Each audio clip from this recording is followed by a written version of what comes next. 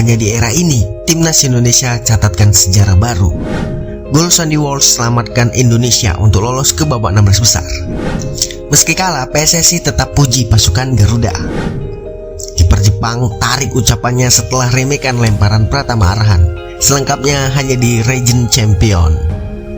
Sebelum kita lanjut ke beritanya, ada baiknya teman-teman untuk memberikan like-nya ke video ini, karena like itu gratis. Terima kasih.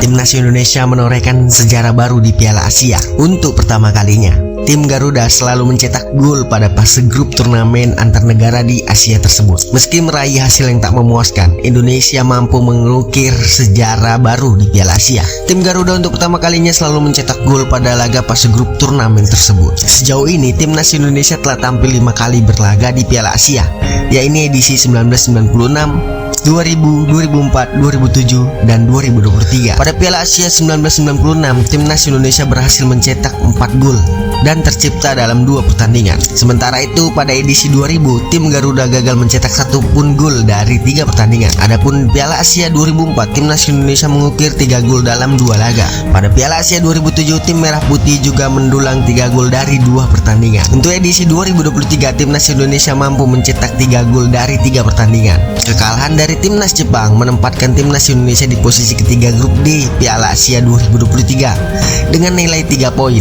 Adapun Jepang berada di tempat kedua dengan koleksi 6 poin dan dipastikan lolos ke babak 16 besar Piala Asia 2023. Sisi lain, tim Garuda masih memiliki peluang untuk menembus babak 16 besar. Meskipun sangat tipis, ada 2 skenario timnas Indonesia untuk melanggang ke babak 16 besar.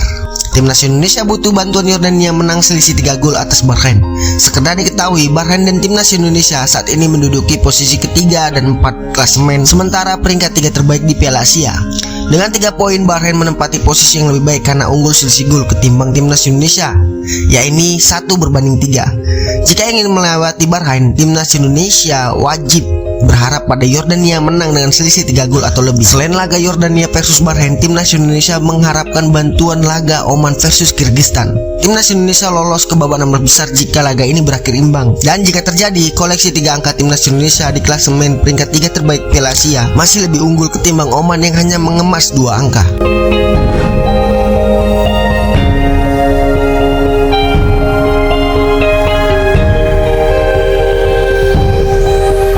Pertandingan ini, Jordi Amat dan kawan-kawan sejatinya bermain tanpa kenal lelah. Beberapa penyesuaian dilakukan pelatih timnas Indonesia Sintayong, mampu menutup ruang gerak lawan Jepang. Hanya saja, timnas Jepang memang memiliki level 2 tingkat di atas timnas Indonesia. Anak asuh Hajime Moriyasu tersebut mampu dengan cepat mengubah strategi untuk segera kembali merebut kendali permainan. Momen pertama terjadi pada awal pertandingan. Jordi Amat yang kalah berduel dengan Ayase Ueda tak punya pilihan selain menjatuhkan di kotak terlarang. Wasit Kamis Almari sempat mengabaikan kontak tersebut. Namun berkat bantuan VAR, Jepang mendapatkan penalti yang diharapkan. Pemain tersebut yang dilanggar Jordi Amat yang saat ini berseragam Feyenoord maju sebagai eksekutor. Hernando Ari sejatinya berhasil membaca arah tembakan, tapi tak kuasa menahan laju bola yang mengujam deras ke gawang timnas Indonesia. Selepas Indonesia tertinggal 2 gol di babak kedua, ada satu momen menarik yang lain terjadi di lapangan. Elkan Bagot bangkit dari bangku cadangan untuk menjadi penyerang tengah. Hal ini tentu mengagetkan mengingat posisi pemain tersebut adalah seorang stopper.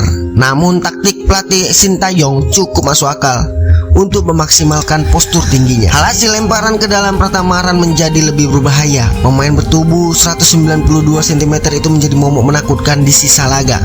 Keberadaan Elkan Bagot pada akhirnya menebalkan peluang Indonesia mencetak gol.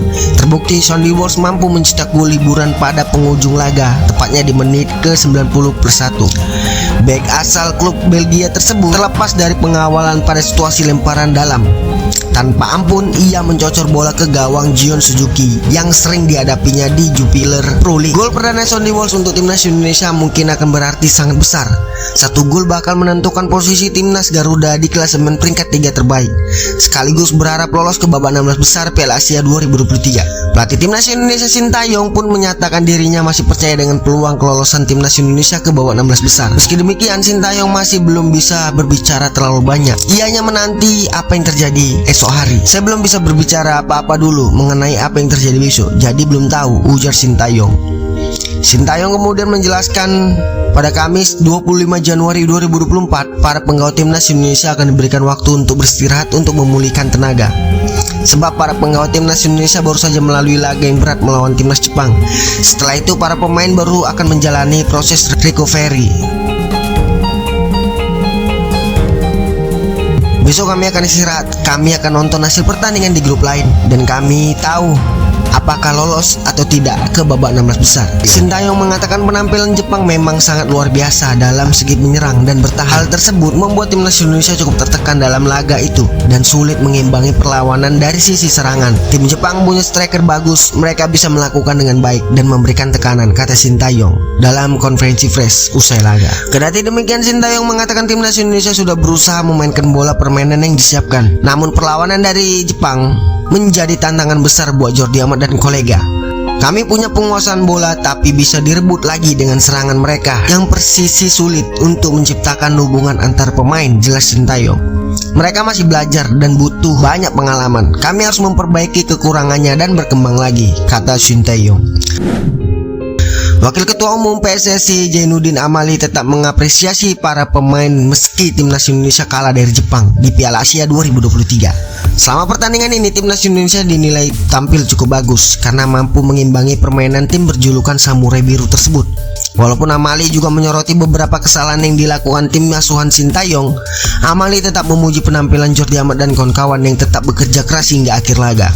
Kita sudah lihat bagaimana perjuangan timnas. Anak-anak kita saya kira melawan negara dengan peringkat yang jauh di atas kita, tapi bisa main dengan meladeni permainan Jepang, ujar Zainuddin Amali kepada awak media. Walaupun ia mengapresiasi pemain timnas Indonesia, memang ada beberapa kejadian yang harus tidak terjadi. Tapi secara keseluruhan saya lihat bahwa timnas Indonesia semakin baik performanya, ucap Amali.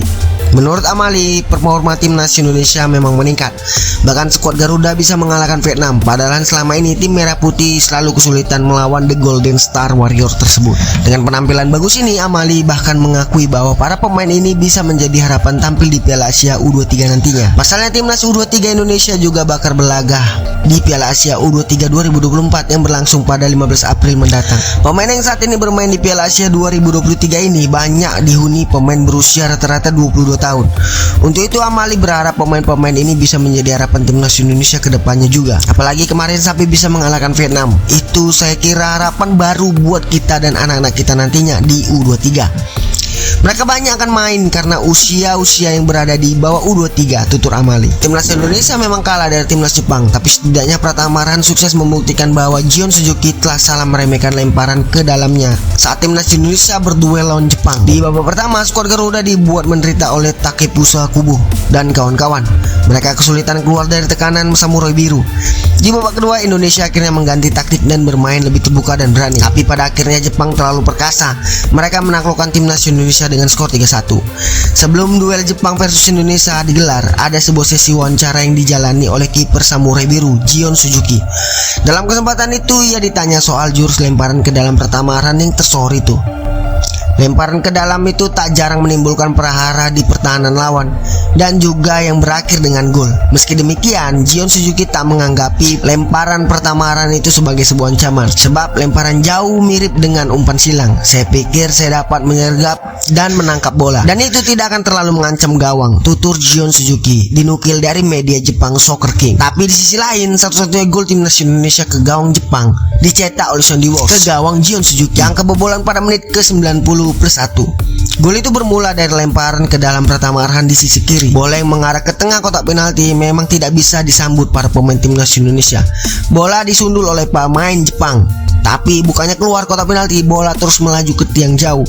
Di sana ada Bang Sandy Walsh yang berdiri bebas, ya dengan mudah menceploskan bola ke sisir gawang Gion Suzuki yang mencoba untuk menepisnya tapi gagal. Gol itu jelas membuktikan bahwa kiper 21 tahun tersebut salah meremehkan jurus lemparan Pratama Arhan.